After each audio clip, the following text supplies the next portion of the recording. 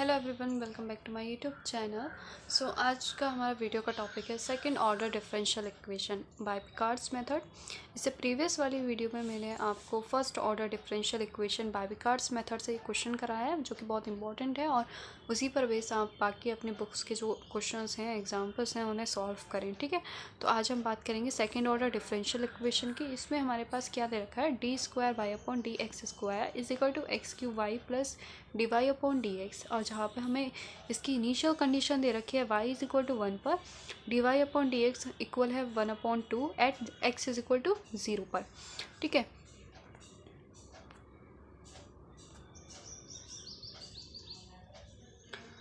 सो अब हम इसका सोल्यूशन करते हैं। हमने सबसे पहले लेट कर लिया है यहाँ पर d Y upon D x is equal to z. ठीक है, ये वाला जो d Y upon D x है, इसको हमने जेड लेट कर लिया है। देन इसको डिफ्रेंशिएट करेंगे, d square y upon D x square is equal to क्या हो जाएगा, d Z upon D x. ठीक है, so the given equation can be written as, हम यहाँ लिखेंगे, so the given equation can be written as, अब यहाँ देखें d square y upon D x square, ये इक्वल हो जाएगा किसके, d Z upon D x के। तो d Z upon D x is equal to x cube, ठीक है, और वाई प्लस, और ये d Y upon D x equal है किसके, जेड के प्लस जेड।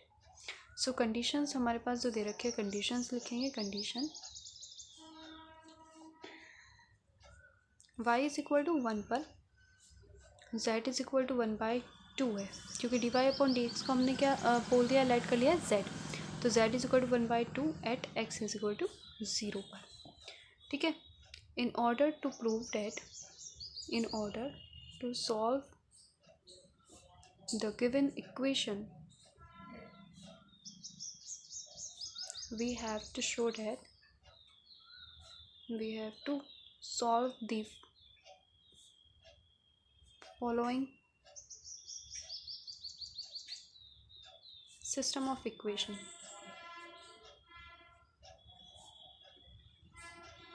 ठीक है, सो एक तो इक्वेशन का कौन सा सिस्टम बन गया हमारे पास, ये वाला D Y upon D x is equal to Z, और सेकेंड हमारे पास ये सिस्टम। ठीक है, so D Y upon D x is equal to Z, और सेकेंड है हमारे पास D Z upon D x is equal to x cube Y plus Z. ठीक है, where Y is equal to 1, इस पर एक्स और वाई की कंडीशन लगेंगे, तो y is equal to 1 at x is equal to 0 पर। ठीक है, यहाँ पर z is equal to 1/2 at x is equal to 0। So here, अब हमने क्या कर लिया, यहाँ पर दो फंक्शन लेट कर लिया। इसके लिए फंक्शन होगा function x, y, z, variables तो 3 है ना हमारे पास, is equal to z, and यहाँ पे हमने इसको लेट कर लिया G x, y, z is equal to x cube Y plus Z. So by Picard's method, अब हम इसमें लगाएंगे पिकार्ड्स मेथड। सो इन दोनों के लिए फॉर्मूला हम बनाएंगे।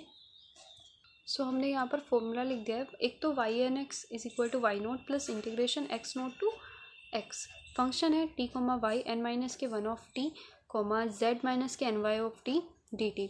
सेकेंड हमारे पास Z N X is equal to Z naught plus integration X naught to X G X T comma Y N minus K 1 of T comma Z N minus K 1 of T D t. ठीक है, इन दो functions के लिए हमने Picard's method का formula लगा दिया। अब हम निकालेंगे फॉर फर्स्ट अप्रोक्सीमेशन के लिए, for n is equal to 1 पर। अब यहाँ पर एन की जगह 1 रखेंगे तो हमारे पास क्या आ जाएगा, y1 of x is equal to Y note plus, अब हम वैल्यूज़ भी हाथों हाथ रख देते हैं, पहले हम इसको उस नॉर्मल फॉर्म में बना लेते हैं। ठीक है, फंक्शन टी कोमा ये हो जाएगा हमारे पास y0 of T comma z0 of t और डी टी। ठीक है, अब हमारे पास आप क्वेश्चन में देखें क्या दे रखी थी वैल्यूज़, वाई नोट की वैल्यू हमारे पास दे रखी है, ये यहाँ पर वाई नोट है। ठीक है, ये एक्स नोट, ये जेड नोट, ये एक्स नोट, वाई नोट की वैल्यू 1 प्लस एक्स नोट की वैल्यू 0 टू एक्स। अब function t comma y note plus z nought comma t इसमें रखेंगे, तो यहाँ तो हमारे पास सिर्फ सिंगल वेरिएबल है जेड, तो हमारे पास यहाँ क्या हो जाएगा, Z note. So Z note of T D T.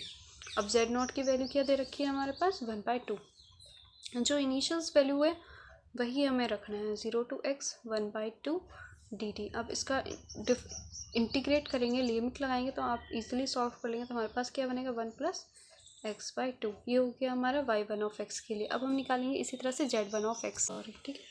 So z nought की जगह तो z नोट ही plus integration x nought to x, उसके बाद g of t comma y nought comma z nought d t is equal to z nought की value क्या आती है हमारे पास 1/2 प्लस इंटीग्रेशन x नोट की वैल्यू 0 टू x, ठीक है।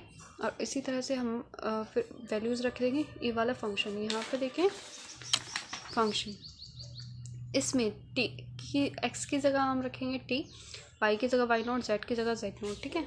तो जैसे हमने प्रीवियस उसमें किया था तो हमारे पास आ जाएगा t नोट सॉरी t की power 3 y note plus z nought d T. अब इसमें कंडीशंस लगा देंगे 1/2, जो इनिशियल वैल्यू दे रखी है सिंपल वही रखनी है। तो हमारे पास इसकी मल्टीप्लाई जब अब हमें इसमें फाइंड करना है इसका सेकंड अप्रॉक्सीमेशन। सेकंड अप्रॉक्सीमेशन के लिए क्या करना है, for n is equal to 2, n की जगह हमें 2 रखना है। तो हमें वही फंक्शन पर, तो हमारे पास आ जाएगा y2x is equal to Y note plus integration x nought to x function t comma y1 of t z1 of t, ठीक है। अब हमारे पास उस फंक्शन में था सिर्फ z, तो z की जगह z1 ऑफ t आ जाएगा। और z1 की वैल्यू जो भी आई है 1/2 plus 3x raise to the power 4/8, इसकी जगह x की जगह हमने t रखा अपॉन 8, ठीक है। सो इसको सॉल्व करने के बाद हमारे पास आ जाएगा y2 ऑफ t y2x ये आ जाएगा। उसके बाद z2x निकालेंगे, z2x में भी सेम वैसे ही करना है। अब हमें n की जगह 2 रखेंगे तो हमारे पास अंदर फंक्शन बनेगा gt comma y1 of t z1 of t dt, ठीक है। तो z नॉट की वैल्यू हमारे पास है 1/2 plus integration 0 to x t cube, और जो फंक्शन है y1 of t plus z1 of t dt।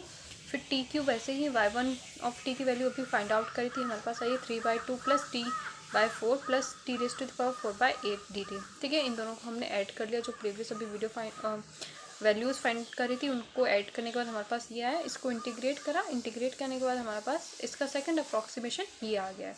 तो सेकंड अप्रॉक्सीमेशन तक हमने सॉल्व करा दिया। इसके बाद आप इसका थर्ड अप्रॉक्सीमेशन भी कर सकते हैं। So thank you for watching.